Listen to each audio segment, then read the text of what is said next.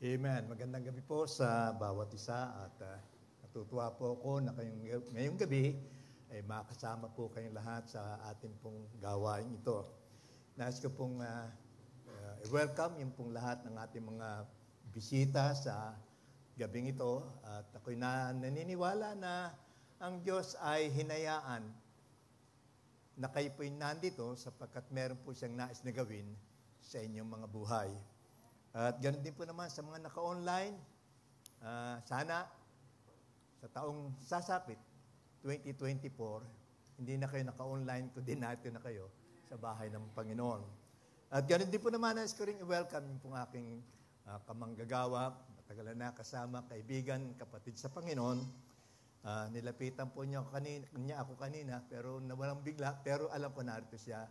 Nais ko pong i-welcome natin ang isang manggagawa ng Panginoon, si Pastor Roel Almasa. Nasaan ka? Ayun, nasa likod ko. Amen.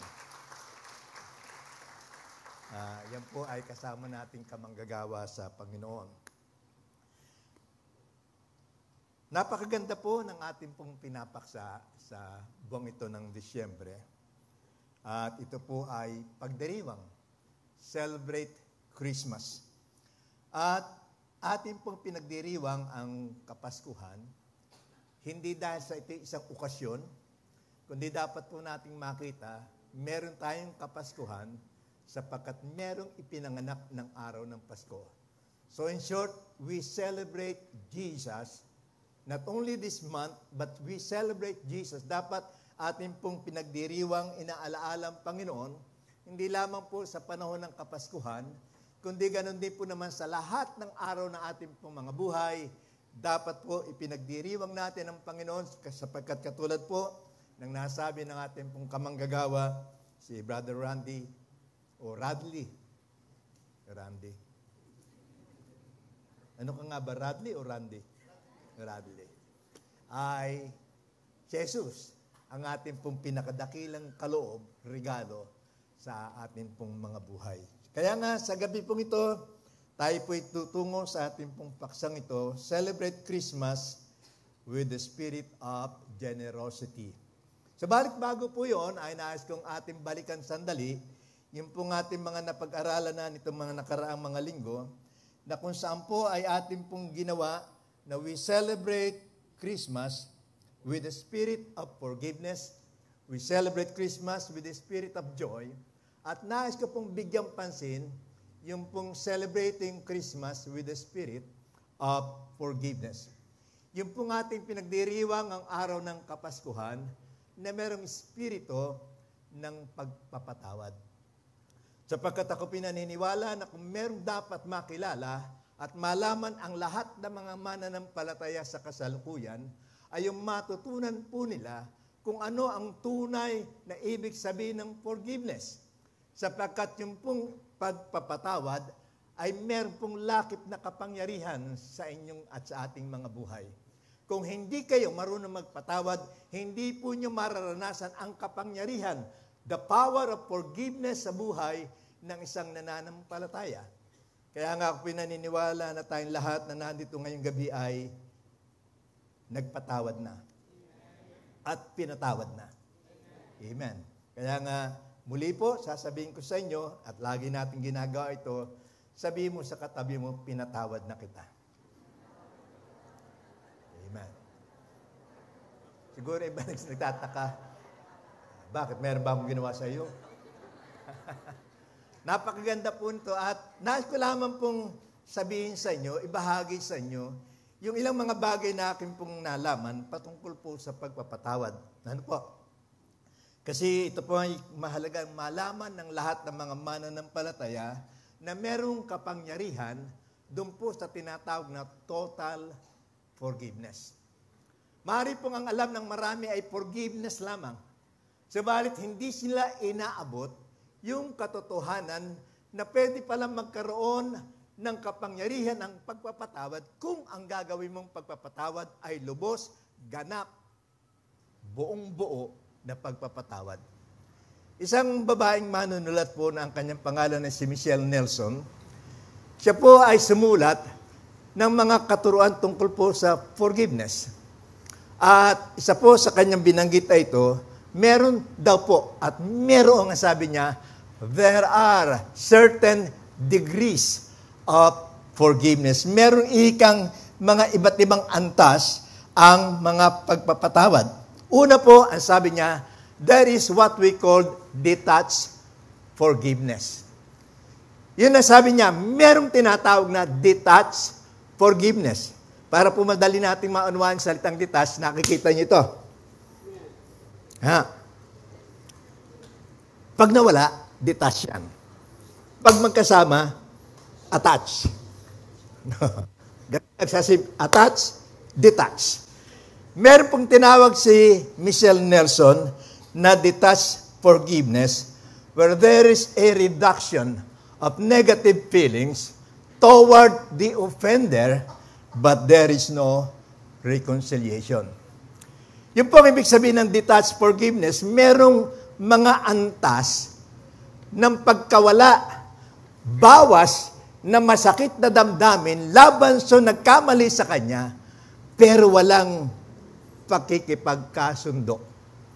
Kaya nga marami pumaral sa atin, nasaktan tayo, nababawasan yung sakit natin ng loob, pero hindi natin nagagawa na makipag-ugnayan, magkaroon ng reconciliation, magkaroon po ng tinatawag natin na pakikipagkaisa doon sa tao na nagkasala laban sa atin. Pangalawa po, ang sabi ni Michelle Nelson, na degree of forgiveness ay yung pong tinatawag dito na partial forgiveness, where there is also a reduction of negative feelings toward the offender, but partially forgiven. Nagpatawad lamang ng bahagi. Hindi totoo, hindi lubos na pagpapatawad. Kaya nga meron po kayong madidinig na nagsasabi ng ganito, sa bagay sa akin, wala na yan eh. Pinatawad ko na lang siya. Oneng, ayun. Lumabas na naman si Sister Oneng. Wala na sa akin yung, kasi, ayos na ba kayo? Ayos na kami. Kaya lang, ayun, yung po tinatag na partial forgiveness, nabawasan ng sakit ng loob. At ang ginagawa po lamang niya ay yung pong tinatawag dito na partial, yung pong kaugnayan nila ay bahagi lamang ng pagkakaroon ng pagkakasundo. Kaya nga binabati nga, pero ganun lang.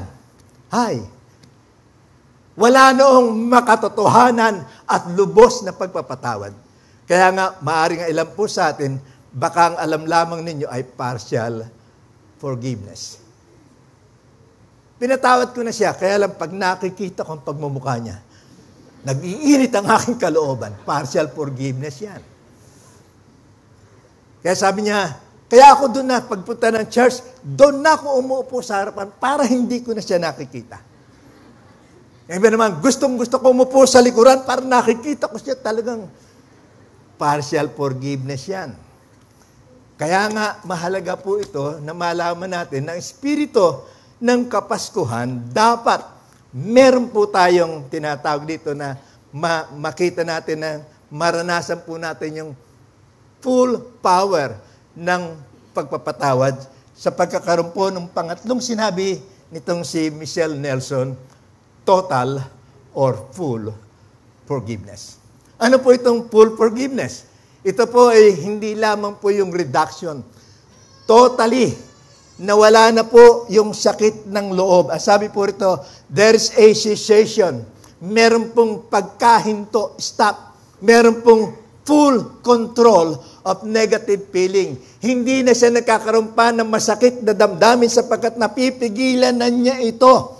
Laban doon sa taong nagkamali sa kanya at yung pong kanilang relasyon ay nagkabalikang todo. Amen. Kaya kapag sinasabi niyo, sa akin wala na yan, kaya lang, hindi na kami pwede magsama pa. Hindi ho total forgiveness yan. And I believe, and I pray, na tayong lahat sa gabing ito ay merong lubos, ganap na pagpapatawad. Amen. Wala na yung bitterness, wala na yung kapaitan, nawala na yun.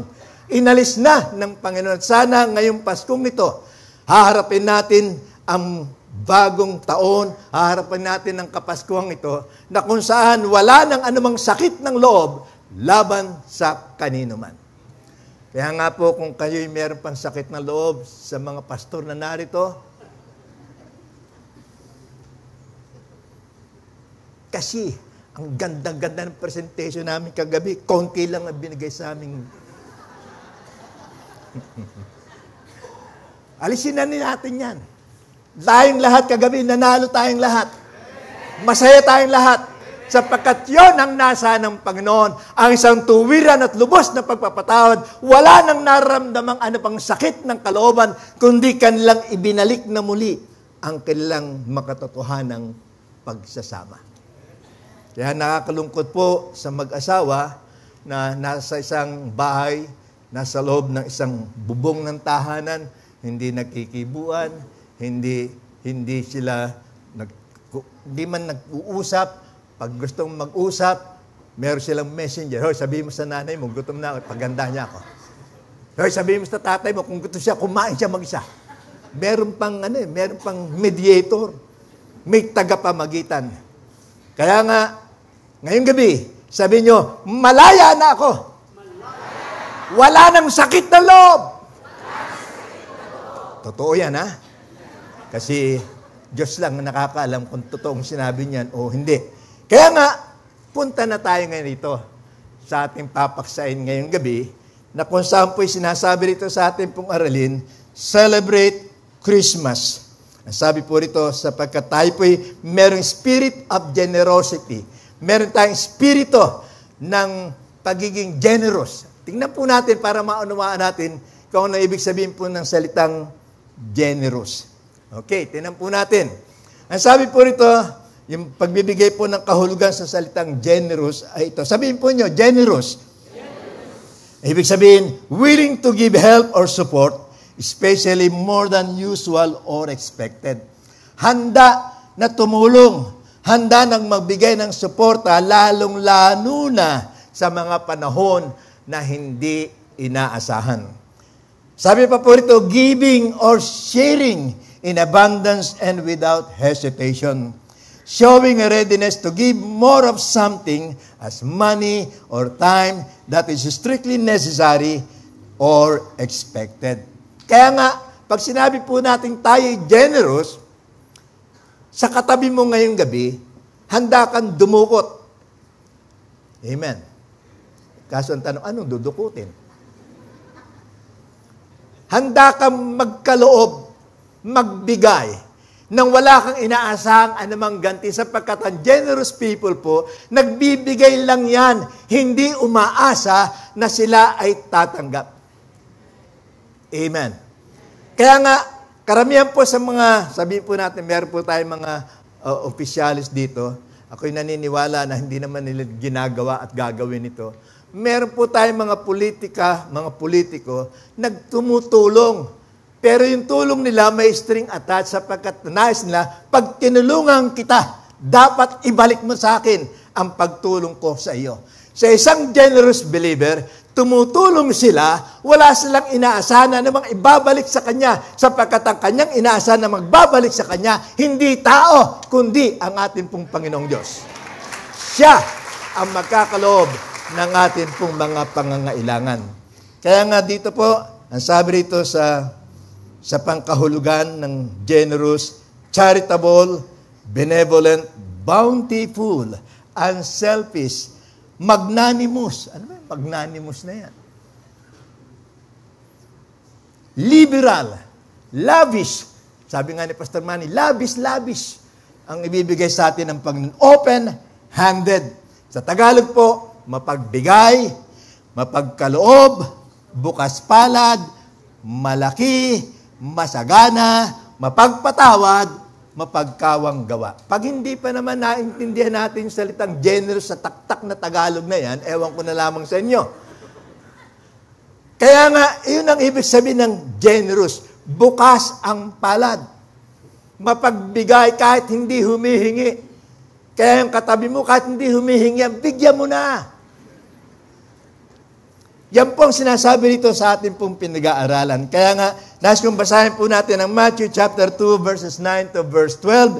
Ang sabi po ay ito, after they have heard the king, they went on their way, and the star they had seen it rose, went ahead of them until it stopped over the place where the child was. When they saw the star, they were overjoyed. Verse 11, on coming to the house, they saw the child with his mother, Mary, and they bowed before and worshipped him. And they opened up their treasures and presented him with gifts of gold, frankincense, and myrrh. And having been warned in a dream not to go back to Herod, they returned to their country by another route. Tayo po'y manalangin.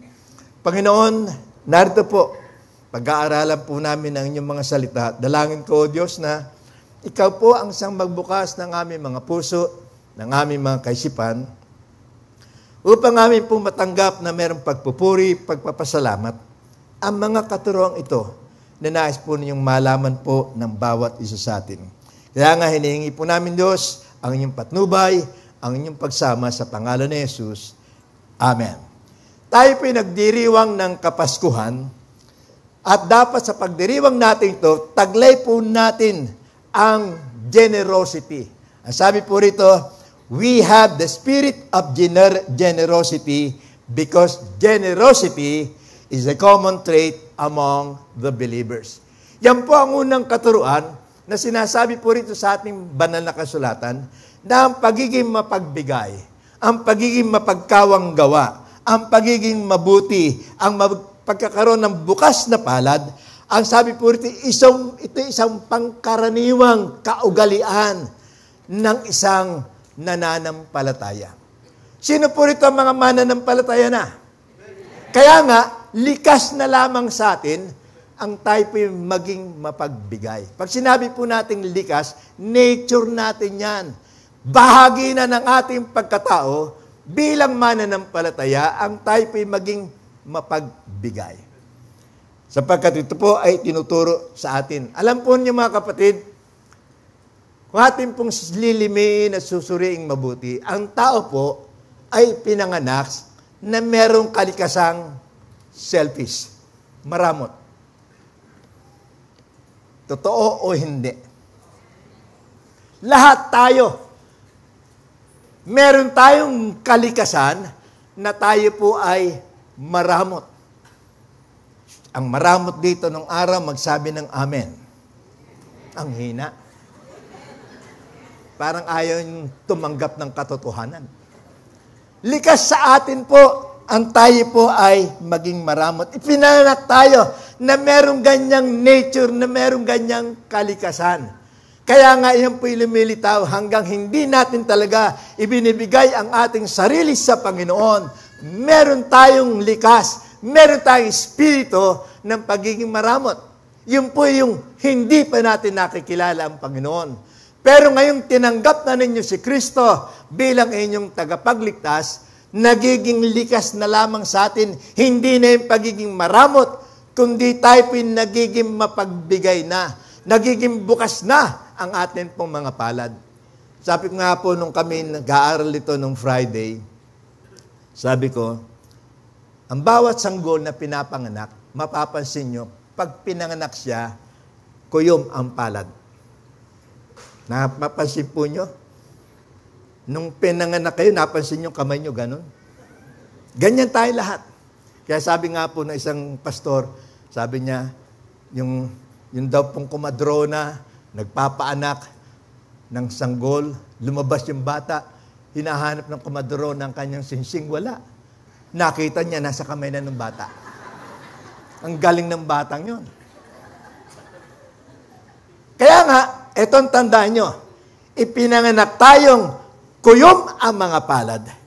Iiwanan natin ang mundong ito, bukas ang palad. Wala tayong madadalang anuman. Amen po ba? Meron po ba kayo nakitang namatay na nakaganon pa? Wala na. Bigay lahat. Ibig po sabihin, nararapat lamang po na yung ating pinipilit na ating maangkin, makuha, Itong panahon na tayo mga mananampalataya na, ipagkaloob natin, ibigay natin yung ating tunay na kalikasan na now that we are believers, it is but common for every one of us to be generous.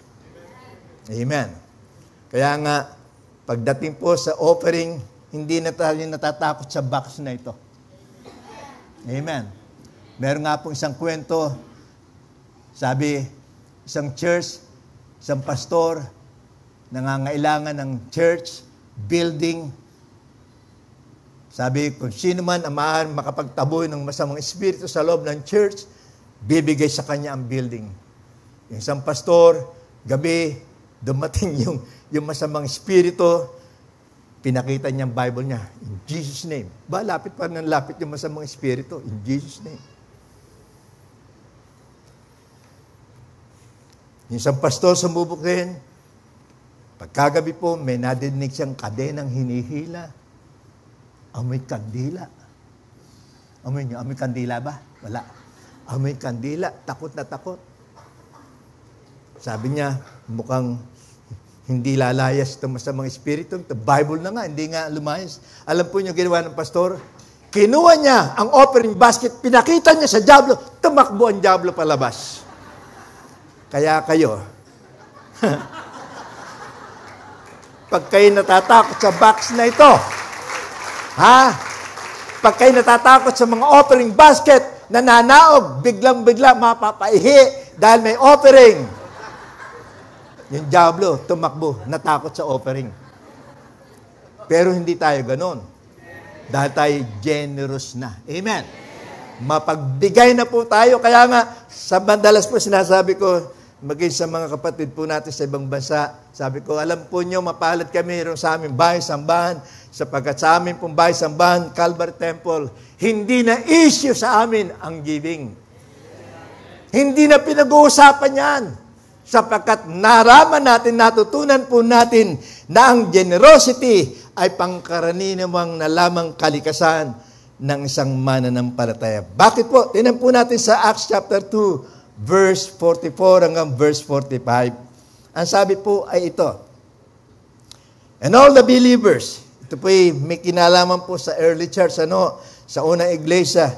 And all the believers met together in one place and shared everything they had. They sold their property and possessions and shared the money with those in need. Tinampo ninyo ang ugali. Tinampo niyo ang kalikasan ng unang mananampalataya dito po sa aklat ng mga gawa. Ang sabi po ito, and some of the believers. Some po ba ang sabi? At merong ilan sa mga mananampalataya. Ang sabi po, and all, lahat ng mananampalataya, nagkaisa ng puso at kaisipan. At praise God, ito ang pinapangyayari ng Panginoon dito sa Calvary Temple.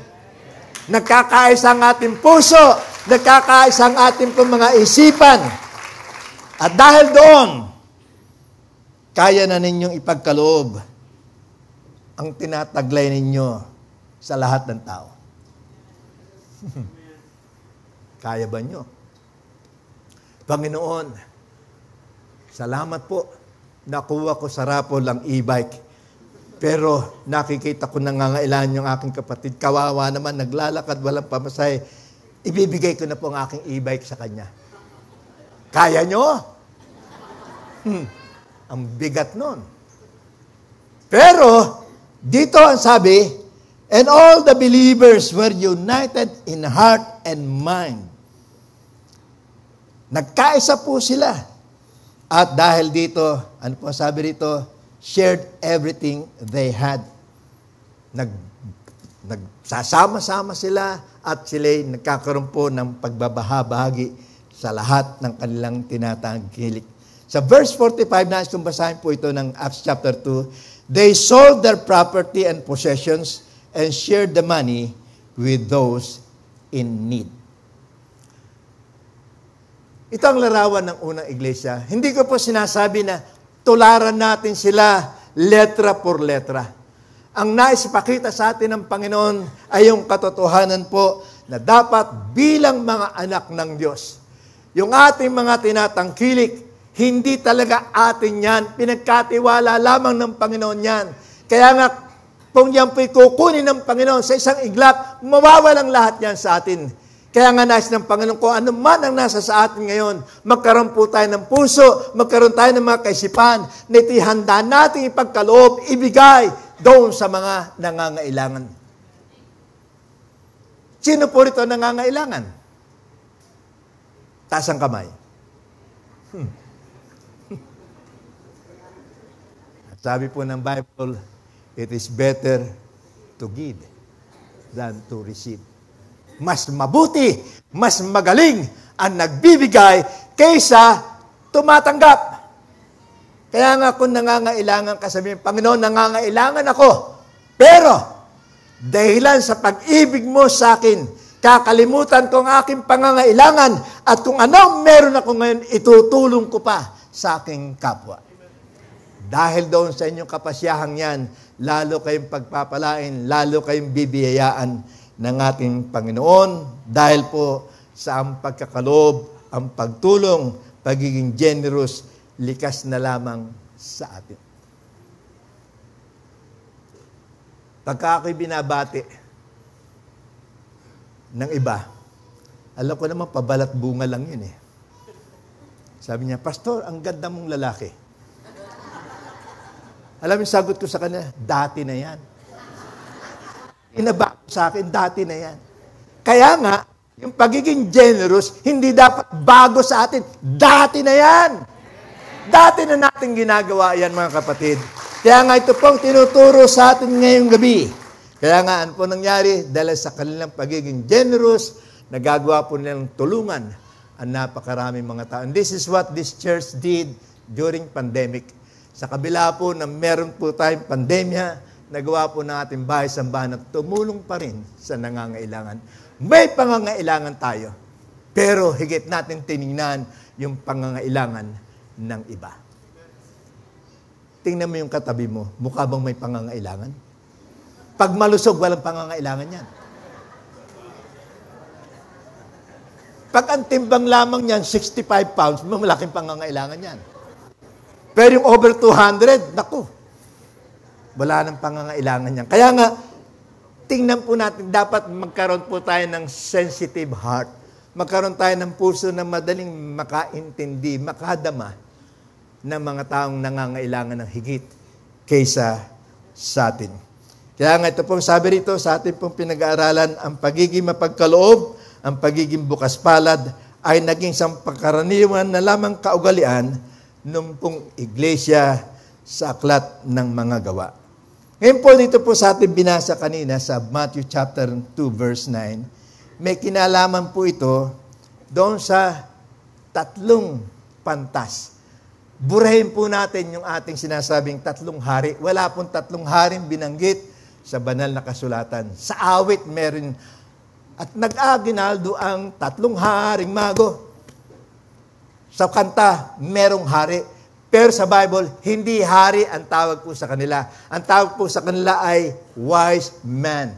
Tatlong pantas, tatlong matatalinong mga lalaki. Magi.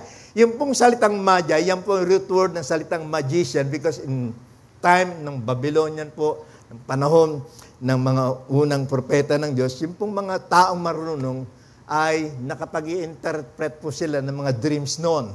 Na nasasabi nila kung anong kahulugan ng mga panaginip. Kaya nga tinawag po sila mga pantas. At ito pong tatlong pantas na lalaking to ay sinasabi rito nang madinig nila, nang malaman nila na pinanganak na hari ng mga Hudyo, kaagad sila po ay naghanda, naglakbay ng maraming milya ang kanilang nilakbay, tumagal ng maraming taon. At dahil po rito, sinasabi sa atin pong pinag-aaralan, nang makita po nila yung sanggol na pinanganak, ano po ang kanilang ginawa? They bow down and worship Him. Then they opened up their treasures and presented Him with gifts of gold, frankincense, and myrrh. Kaya nga, ito po ang isang tandaan po natin. Kung ang tatlong pantas na ito, alam po niyo yung three magi's, hindi na ninyo makikita yun sa ibang aklat. Dito lamang po sa aklat ng gospel, makikita po nyo yung kasaysayan ng tatlong ito. So, balit ganun pa man, meron silang iniwanang magandang turo sa atin. Dapat po, pag tayo sumasamba sa Panginoon, meron lagi tayong dalang handog para sa Kanya. Not only in terms of finances, hindi lamang po ito sa pamamagitan ng pananalapi po natin, kundi every time we come to worship the Lord, dapat meron tayong dalang regalo at pinakamagandang regalo na pwede natin ibigay sa Panginoon, ating mga sarili at mga kaluluwa na madadala natin sa paanan ng ating pong Panginoon.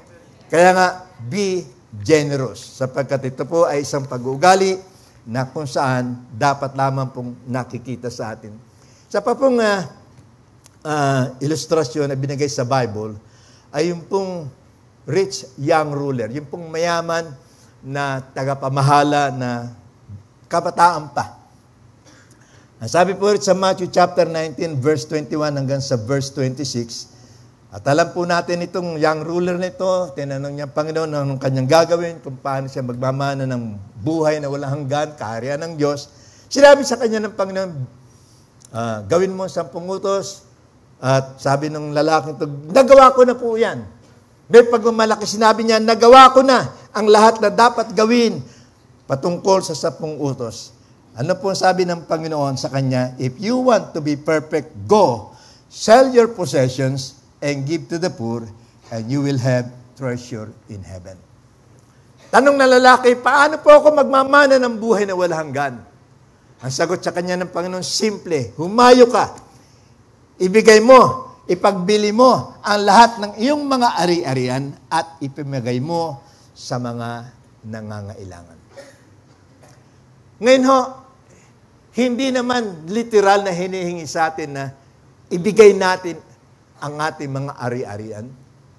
Kundi ang ninanasa ng Panginoon na ito, maging handa tayo na anuman ang hingi ng Panginoon sa atin, dapat handa po natin ipagkaloob para sa Kanya. Amen. Alam ko na hindi nyo kaya ipagbili ang inyong bahay at ibigay sa gawain ng Panginoon. Sino po makagagawa nun? Binaba ko kamay ko, hindi ko kaya yun eh.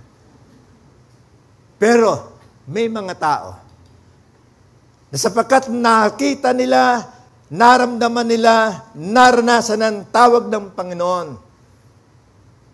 pinagbili po nila ang kanilang mga possessions at anong ginawa po nila, nagpunta sa ibang bansa, naging misyonero. There are people who are willing to do such things. Pero hindi lahat tayo. Kaya lang ang binibigay po sa ating aralin ng Panginoon na ito, anuman ang hingin sa atin ng Panginoon, sana maging handa tayo na iti ating pagkaloob para sa Kanya. Kaya nga, dahil puro nasabi rito, hindi na kaya ng binatang ito, ng young ruler nito, sinabi ng Panginoon, at sabi po, siya'y umalis sa harapan ng Panginoon na merong kalumpayan sapagkat hindi niya kayang gawin yung pinagagawa sa kanya ng Panginoon. At dahil dito, anong sabi ng Panginoon? Truly, I tell you, it is hard for someone who is rich to enter the kingdom of heaven. Kaya nga, sinasabi ko sa inyo, mahirap para sa mga mayaman na pumasok sa kaharian ng langit. Ngayon, hindi po discourage ang mayaman dito. Ang ibig sabihin ng Panginoon dito ito, huwag tayong magkaroon ng sobra-sobra, magkaroon ng tinatawag po natin greediness, pag-ibig sa salapi. Sapagkat yung pag-ibig sa salapi ang atin natutunan, ugat yan ng lahat ng kasalanan. At dahil po roon, mga kapatid, pagka inibig mo ang salapi, hindi ka magiging generous, hindi mo magagawa ang kalooban ng Diyos para sa iyong buhay. Amen. Kaya nga, kung dumating po ang panahon, sino pong gustong maging milyonaryo? Taas ang kamay. Para makilala ko at makita ko kayo at pag kayo naging milyonaryo, pag sinabing milyonaryo, maraming pera yan. Di ba? Yung pera nyo, huwag nyong mahaling labis. Huwag nyong sarilinin. kundi yung kayamanang pinagkaloob sa inyo ng Panginoon. Maging handa rin kayo na sabihin sa Kanya, Panginoon, Ikaw ang nagbigay nito sa akin. At kung nanaisin mo, Panginoon, handa ko rin naman ito ipagkaloob sa iba. Amen. Kaya nga, mga kapatid, gagawin kayo milyonaryo ng Diyos kapag sinabi niyo sa Kanya ngayong gabi, Panginoon, sapagkat ginawa mo akong milyonaryo, gagamitin ko ang perang pinagkaloob mo sa akin para lumawig pa, lumaki pa ang iyong kaharian. Amen. Kaya nga, tumitingin po ako sa panahon na magiging mga isa kayo sa kikilalanin, hindi lamang dito sa Pampanga, kundi maging sa ibang mga lugar, milyonaryo na mapagkawang gawa. Milyonaryo na tumutulong lagi sa gawain ng Panginoon. At pag ginawa niyo yan, hindi mauubos ang pagpapalang ibibigay sa inyo ng Panginoon. Habang kayo, sabi nga po, nagbibigay kayo ng isang kutsara, ang ibibigay naman sa inyo ng Panginoon, isang malaking palang di 4. Bigay kayo ng bigay, ang Panginoon naman, balik ng balik, hindi nauubos, sapagkat ginagamit nyo para sa gawain ng Panginoon. Amen po ba, mga kapatid?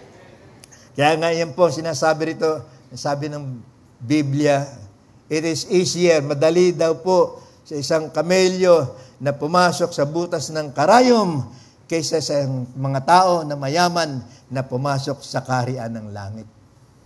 Sapagkat ang tinuturo po rito ay kung ang tao titingin lamang lagi sa kanyang kayamanan, hindi siya makapapasok sa kaharian ng Diyos. Amen. Kaya nga ito po'y maliwanag na tinuturo po sa atin ng Panginoon. Nang gusto ko mong basahin yung isang pangkasaysayan dito kay Zacchaeus. Ang sabi po rito sa Luke chapter 19 verses to 8 verse 9, But Zacchaeus stood up and said to the Lord, Look, Lord, here and now I give half of my possessions to the poor, and if I have cheated anybody out of anything, I will pay back 4 times the amount. Si Zacchaeus po, alam natin na ito'y tax collector, maniningil ng buwis, kinapopuotan, kinamumuhian ng maraming mga tao dahil sa kanyang pagiging kurap na tagasingil ng buwis. Pero dumating sa kanyang buhay ang Panginoon. Nakita po natin at alam po natin ang kasaysayan. Naalala ko po yung isang pastor na nangangaral, sabi niya, at nakita niya ang isang lalaki na nakaakyat sa puno ng sikamuro at ang sabi niya, Nicodemus, bumaba ka riyan. Sabi ng asawa, Zacchaeus. Binulungan, Nicodemus, hindi ka dapat dyan. Si Zacchaeus dapat dyan. Ngayon po, ito ang nais kong ibigay sa inyo. Si Zacchaeus, mandaraya. Pero nang dumating sa kanyang buhay ang Panginoon, ano po ang sabi niya? Napakaliwanag po. Binanggit ang katotohanan ito. Sabi niya, Now, I give half of my possessions to the poor. Ibibigay ko kalahati ng aking kayamanan sa mga mahihirap at kung ako'y nakapandaya ng kung kanino man, babayaran ko siya maka-4 na ulit. At yan po, ay yung pong damdamin ng isang taong binago na ng ating pong Panginoon. At ako'y naniniwala na tayong lahat ay binago na ng Diyos. Tingnan mo nga uli yung katabi mo, mukha na bang binago yan? Tingnan mo mabuti. Yung iba ayaw pa cute. Sana dalangin ko tayong lahat, pawang mga binago na ang ating pong puso at kaisipan ng Panginoon patungkol sa pananalapi. Pangalawa ho, ang sabi po rito, at nais kong banggitin itong magandang katotohanan itong aming natutunan. Sabi po, truly, saved person is a generous person. Totoo, nang isang naligtas at iniligtas ng Panginoon ay isang taong mapagbigay. Kaya nga, kung hindi pa kayo mapagbigay, at sabi nga ng mga iba, alam niyo yung mga twister nga ba yun? Pambunot ng balbas. Ha?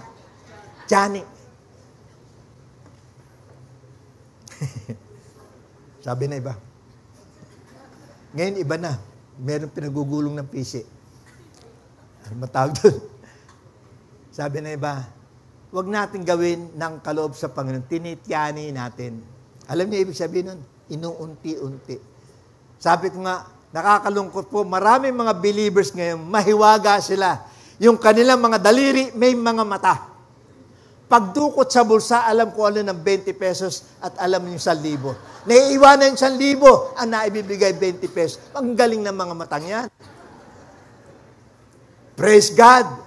Sa Calvary, bulag ang mga mata ng ating mga daliri. Amen! Pagdukot, sige, bigayan sa Panginoon.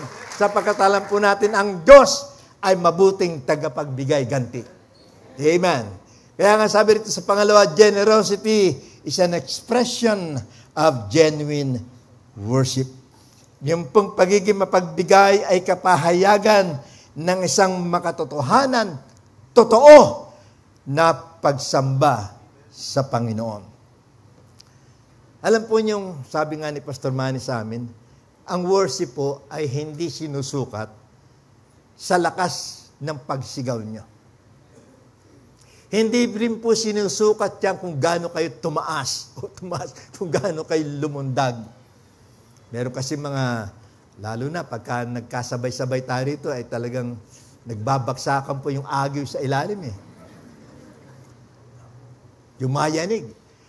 Ang worship, hindi tinitingnan at hindi ibinabase sa lakas, sa sigaw ng tinig natin, sa lundag po natin, kundi ang worship po ay pinapahayag sa pamamagitan po ng pagkakaroon natin ng transformed life. Buhay na binago. Kahit anong lakas niyong sumigaw, kahit anong lakas niyong mag-worship sa Panginoon, kung hindi naman nagbabago ang inyong mga buhay, walang halaga, walang kwenta ang inyong ginagawang pagsamba sa Panginoon. Tandaan po natin yan, sapagkat ang worship po ay naipapahayag po natin at ang tunay na pagsamba nakikita po sa pamamaraan ng ating pong ginagawang pagtulong, pagbibigay, pagiging generous sa harapan po ng Panginoon. Kaya nga po ito'y napakahalaga, sambahin natin ang Panginoon sa Espiritu at katotohanan, sapagkat ang sabi po ng banal na kasulatan, by their fruits you shall know them. Ang Kristiyano, pag hanggang ngayon may kakuriputan pa, bunga yan at makikita yan ng mga tao. Dapat ang makita sa atin ay isang puno na sagana sa kanyang mga bunga at doon tayo makikilala ng mga tao, hindi lamang sa paraan ng ating pagpupuri. Let this church be known not only in their worship, but also on how generous they are in the work of the Lord. Amen. Makilala tayo. Hindi lamang po sasabihin ng mga tao, ang ganda sa Calvary Temple. Pag umaawit na, talagang gandang-ganda sila. Hindi mahalaga ang gandang yan. Ang mahalaga sa Panginoon ay ito. Makita niya na tayo nag-worship sa Kanya, kasabay noon ang ating pagiging mapagkawang gawa, mapagbigay sa mga taong nangangailangan. Hindi lamang po sa lapi ang ating ibibigay. Bibigyan natin higit sa lahat sa mga tao ang katotohanan po ng pag-ibig at pagliligtas ng ating pong Panginoon. Amen. Kaya nga ito po'y binabanggit, generosity is an expression of genuine worship. Tingnan po natin na sinabi rito sa Matthew chapter 2, verse 11. On coming to the house, they saw the child with his mother, Mary, and they bowed down and worshipped him. And they opened their treasures and presented him gifts of gold, frankincense, and myrrh. Ito po'y patungkol doon po sa 3 pantas na lalaki. After they traveled so long, nang makita po nila ang pinanganak na sanggol, hari ng mga Hudyo, sila'y sumamba. Sinamba nila yung sanggol. Sapagkat nung pa nakilala na nila na merong darating na hari ng mga Hudyo. And when they saw the star, yung pong star dito, hindi lamang literal na tala, kundi ang star na ito ay nagre-represent po kay Jesus Christ. Siya tinatawag po natin bright and morning star. And when they saw Jesus, they worshiped Him and opened up their treasures. Binuksan ang kanilang mga handog at pinagkaloob sa atin pong Panginoon. Dapat po ganoon tayo. May pagsamba na may kasamang mga pagkakaloob ng anumang bagay na nais po natin ipagkaloob at ibigay sa atin pong Panginoon. Kaya nga doon po sa Old Testament, meron isang halimbawang binigay dito sa Genesis chapter 4, verses 3 to verse 7. Ito po ay patungkol kay Cain at kay Abel, magkapatid, na kung saan po'y lumaki na magkasama at sa panahon po ng kanilang pagiging binata, nagkaroon po sila ng magkahiwalay na uri ng trabaho. Si Cain po, naging isang farmer. Si Abel, naging isang tagapag-alaga ng tupa. Sabi po ito, in the course of time, Cain brought some of the fruits of the soil as an offering to the Lord. And Abel also brought an offering, fat portions from some of the firstborn of his flock. Ito po, binanggit dito, si Cain, pagkaraan ng mga panahon, ang sabi po rito, nagdala siya ng bunga ng kanyang lupa, sapagkat siya po isang magsasaka, nagbunga yung kanyang mga itinanim, at ito'y kanyang inyoper, ibinigay, pinagkaloob sa atin pong Panginoon. At ganun din pa naman si Abel, ang sabi po rito, ang kanya namang dinala ay yung pong fat. Maganda bang pakinggan fat? Taba. At ang sabi po rito, ibinigay niya ito mula po at galing sa kanyang mga inaalagaang mga kawan. Ang sabi sa ating banal na kasulatan, the Lord looked with favor on Abel and his offering. At ang Panginoon ay tumingin na merong kaluguran doon sa handog ni Abel.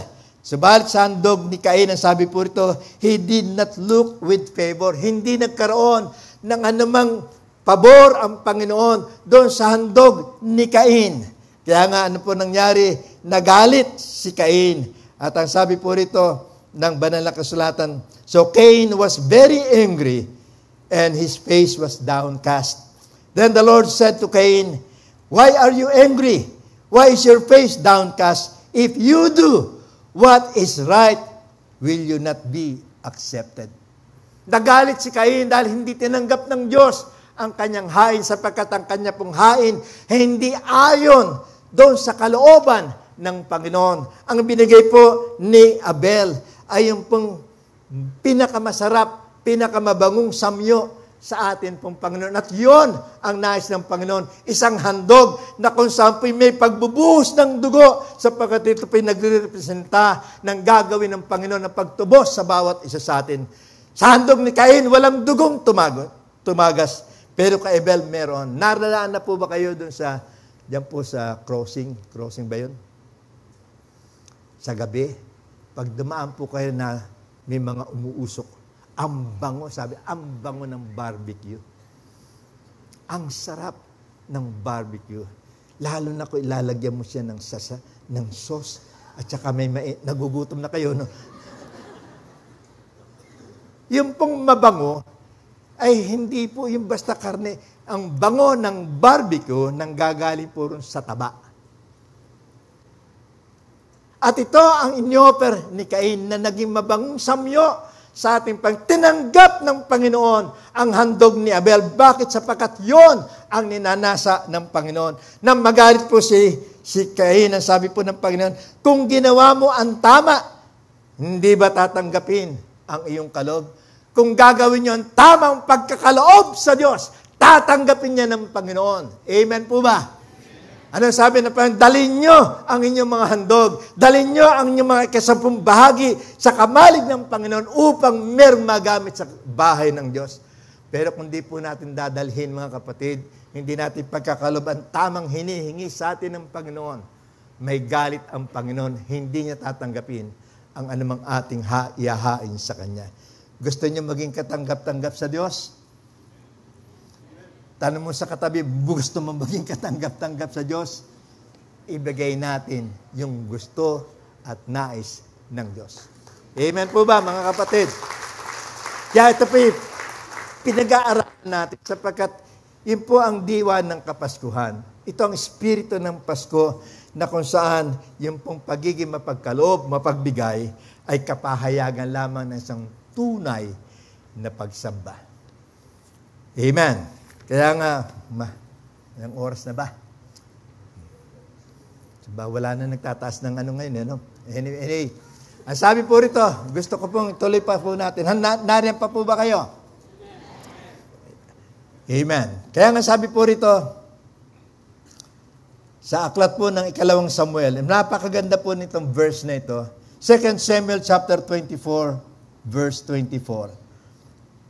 But the king replied to Araunah, "No, I insist on paying for you." Kasi po ito ay may kinalaman po sa pagbibigay, pagsusoli ng mga ihahandog, bibigay.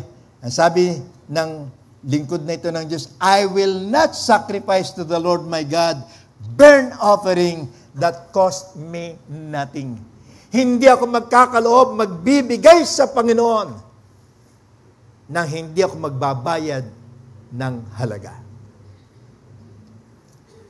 Kaya nga, ito po'y tinuro at binanggit sa amin ni Pastor Manny nung pong Friday. Sa mga anak po natin, turuan po natin sila. Sana wala na ritong gumagawa pa ng sasabihin, "Asawa ko, bigyan mo nga ako ng pang-offering ko sa Panginoon." May mga anak kayong lalapit sa inyo, sasabihin, "Nanay, bigyan niyo ako ng pang-offering sa Panginoon." Ang sabi ni Araunah, "Hindi ako magbibigay sa Panginoon. I won't give anything to God that cost me nothing." Kinakailangan galing sa inyo. Wala nang sumasagot doon eh. "Ay, wala akong pang-offering. Bigyan mo ko." Hindi naman galing sa Kanya. Dapat po, kung tayo magkakaloob sa Panginoon, galing sa atin.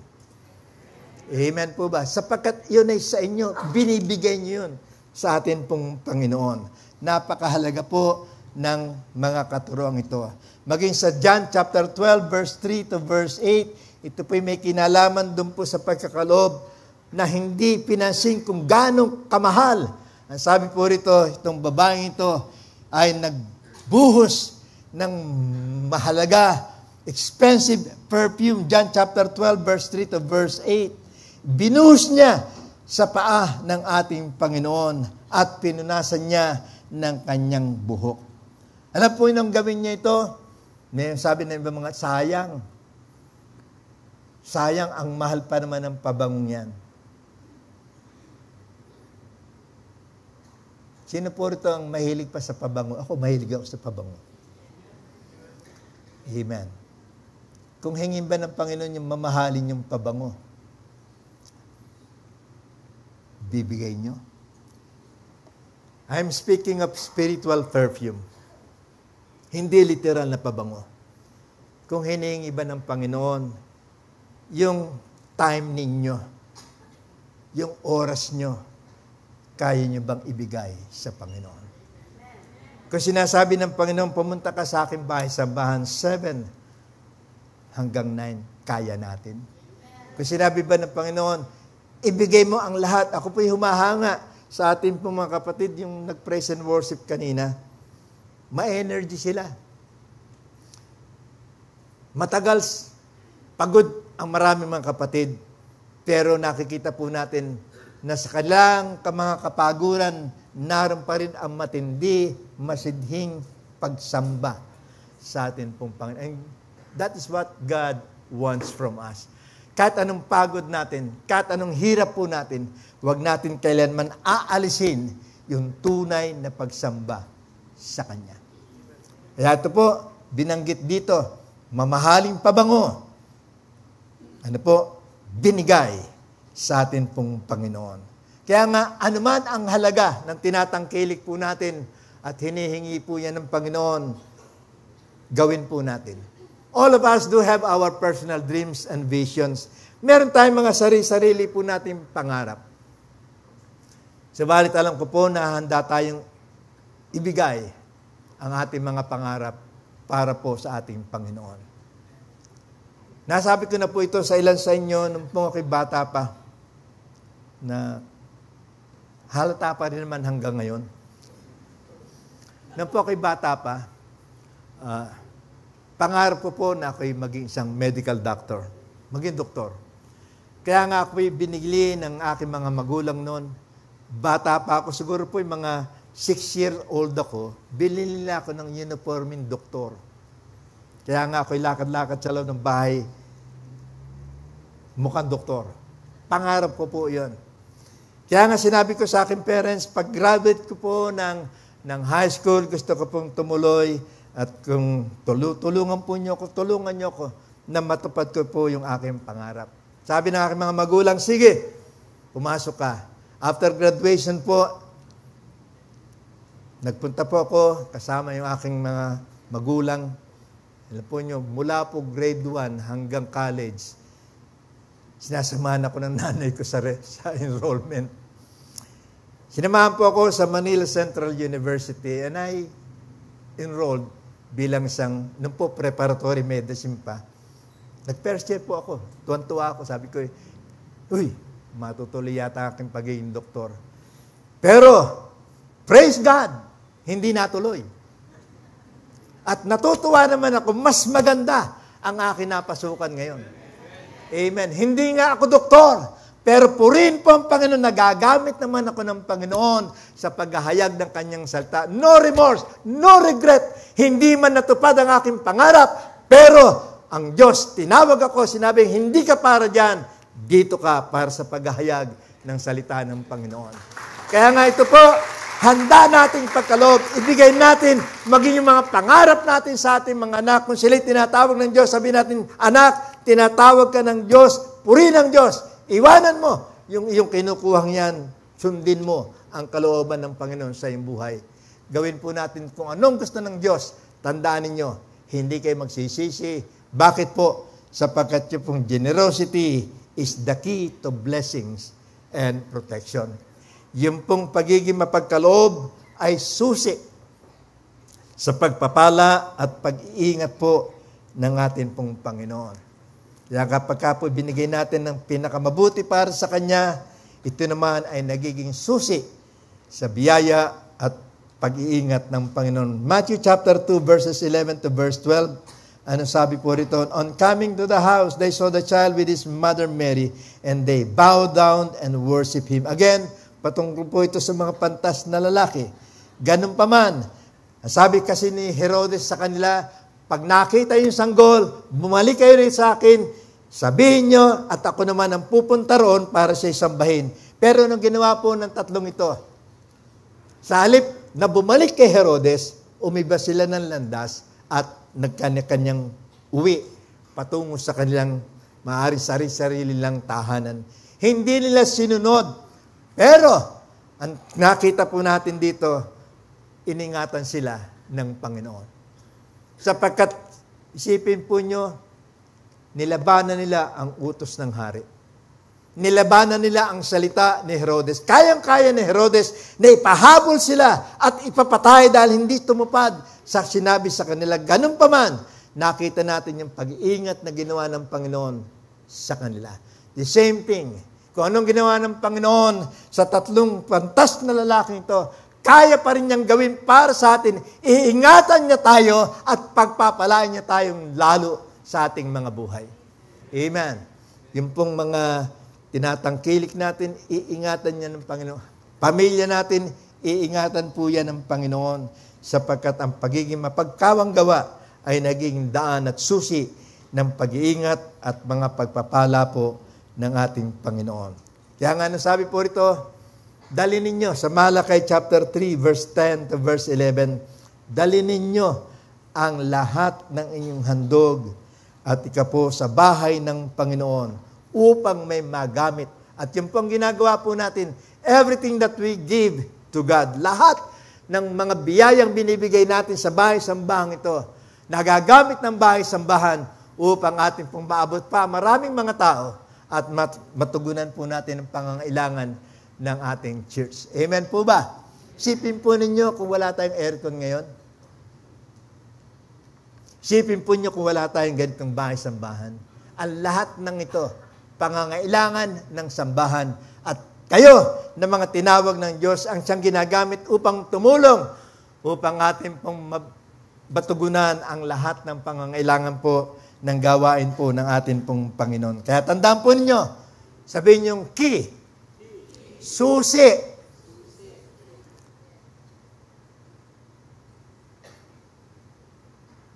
Pag kayo gumamit ng ibang susi, halimbawa po, ginamit ko yung susi ko ng aking sasakyan sa susi ni Brother Fred, yung sa kanyang sasakyan, hindi tatakbo. Hindi ko mapapaandar. Bakit? Ibang susi ang aking ginagamit. Pero, kung matututunan yung gamitin ng susi, at anong susi ito? Yung pagiging mapagkawang gawa, mapagbigay sa gawain ng Panginoon, lalong padadaluin ng Diyos ang kanyang mga biyaya at pagpapala sa inyong mga buhay. Kaya nga po dapat na maging pag-uugali po natin sa ating pong pagkakaloob. Una, ang sabi po ito, our proper attitude towards giving, ito, una, magbigay ka ng masaya. Sabihin niyong masaya. Amen. Kaya pag nagbibigay ka, praise God. May kagalakan. Magbigay ka ng masaya. At hindi lamang po yun, nagle-level up. Tumataas ang antas ng inyong pagkakaloob. Kung nagsimula ka ng 10, tumataas yan, nagiging 20, 30. Amen. Hindi yung tuwing pupunta ka rito sa church, doon pa lamang sa bahay, nakatakda na ang ibibigay mo. Hanggang 20 lang ako. Eh yung 20, pagbigay lang yan sa nagtatraffic pagka umaatras ka eh. Prut, prut, prut. 20. Tayo ba, ganun ba ang bibigay natin sa Panginoon? Dapat tumataas din ang ating paraan ng pagkakaloob. Amen! Pag pinagpala ka, lalo mong pagpalain ang ating pong Panginoon. That is the proper attitude. Ito pong tamang mga kaugalian sa pagbibigay.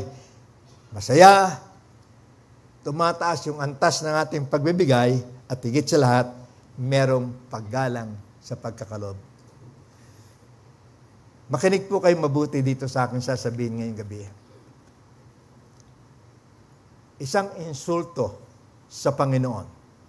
Napupunta ka rito sa harapan, magbibigay ka ng envelope sobre na walang laman.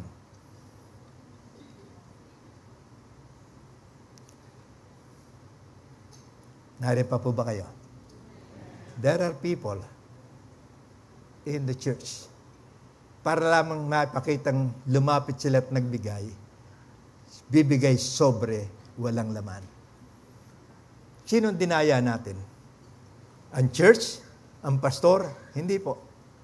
Panginoon ang dinaya niyo. And once you deceive God, pag dinaya niyo ang Diyos, darami ang sumpa na darating sa inyo. Tumahimik na bigla. Amen. Kaya nga, ito po'y paalaala. Kung tayo magbibigay, gawin po natin yung dapat lamang. May paggalang, meron pong pag-ibig sa gawain ng Panginoon. Alam ko naman, baka bisita lang yun na biglang dumating na walang magawa, kaya nga, ganun. Pero dito sa atin, wala nang gumagawa noon. Amen. Pangalawa, wag naman yung gagawin na para lang yung dinukot yung 20 pesos, lulukutin pang katakot-takot. Kaya yung pong mga nagbibilang, talagang hirap na hirap, binubuksan. Nakakahiya po sa Panginoon yun. Ibibigay nyo lukot na 20 pesos. Kaya nga, babala. Mahal pa po ba niyo mga pastor? Sinasabi po namin ito sa inyo, para sa ganung paraan, makita po natin kung anong wasto at tama na relasyon natin sa atin pong Panginoon. Amen. Kayong mga dalaga, sino po ito mga dalaga pa? Wala na. Puro may asawa na. Ito iba naman handa na magpakatandang dalaga. Gusto ba niyong niririgaluhan kayo ng bulaklak na kinuha sa sementeryo na 3 linggo nang naroon? nagtitipid. Ito, magandang bouquet ito. Kung tuyo na yan, hindi na maganda yan, tapos ibibigay mo. Baka ihampas siya sa iyo. Kung ganun kaya ang Panginoon, lukot na 20 pesos, just think of it. Isipin lamang po ninyo kung ganun ang trato natin sa Panginoon. Kaya nga, yung pong proteksyon, yung pong pagpapala, patuloy na sa atin kung tayo magbibigay ng wasto, tama, may pag-ibig, may paggalang sa atin pong Panginoon. Amen po ba? Kaya nga ito po, dito tayo magwawakas. Sabi po rito, celebrate Christmas with the spirit of generosity. Sabi po rito, generosity is common trait among believers. Generosity is an expression of genuine worship. Generosity is the key to blessings and protection. 2 Corinthians chapter 9, verses 6 to verse 8. Remember this, whoever sows sparingly will also reap sparingly, and whoever sows generously will also reap generously. Each of you should give what you have decided in your heart to give, not reluctantly or under compulsion, for God loves a cheerful giver. And God is able to bless you. Ito po maganda. God is able to bless you abundantly, so that in all things at all time, having all that you need, you will abound in every good work. Pangako yan ng atin pong Panginoon, sapagkat yung pong ating pagiging generous ay magbubunga ng isang masagalang pagpapala kung kayo patuloy na magkakaloob na mayroon pong pag-ibig sa atin pong Panginoon. Kaya nga, sabi po rito sa ating aralin, maliwanag po, 1 Corinthians 13 verse 3, if I give all I possess to the poor, and give over my body to hardship that I may boast, but do not have love, I am nothing. Gaano mang kalaki ang inyong pagkaloob sa Panginoon at walang pag-ibig, wala kayong pakikinabangin anuman. Sapagkat ang Diyos hindi tumitingin sa laki o liit ng inyong kaloob, tinitingnan ng puso ng Diyos ang inyong mga puso. Kaya nga, every time po na tayo lumalapit o magkaloob sa Kanya, alam ng Diyos kung ano nasa puso natin. At sana po, makita natin yung pangako ng Panginoon na kung saan pagpapalain tayo, pasasaganahin tayo sa lahat ng bagay. Amen. Kaya pidadako sa ating communion ngayon, handa po natin ang ating mga sarili.